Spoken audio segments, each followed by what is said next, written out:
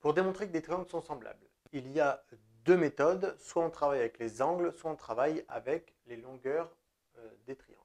Dans cet exemple, on va travailler avec les angles. Dans la vidéo juste après, je vais travailler avec la longueur des triangles. Donc ici, pour montrer que les triangles sont semblables, il faut que j'arrive à montrer que les trois angles sont de même mesure dans les deux triangles. Petite étape, c'est qu'ici, je ne connais pas la mesure de cet angle, et ici, je ne connais pas la mesure de cet angle. Mais ça n'est absolument pas un problème, puisqu'il y a une chose importante qu'il va falloir absolument mémoriser et que l'on va utiliser.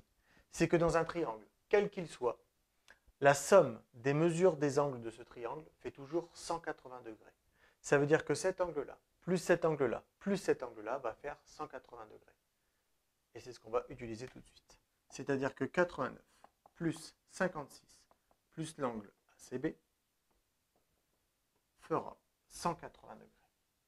Et je vais utiliser le même raisonnement ici.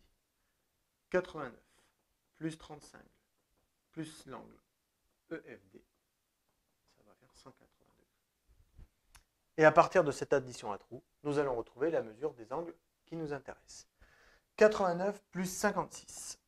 On va donc faire 145 plus ACB égale 180.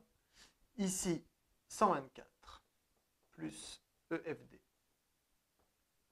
égale 180. On se retrouve avec une addition à trous que l'on va transformer en soustraction. Ici, mon angle ACB va être égal à 180 moins 145, c'est-à-dire 35.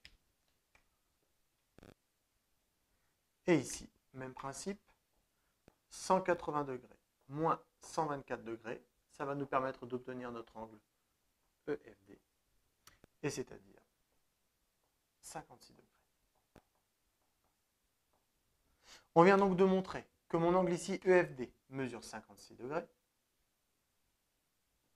On vient de montrer ici que l'angle ACB mesure 35 degrés. Je viens donc de démontrer que mes deux triangles étaient semblables.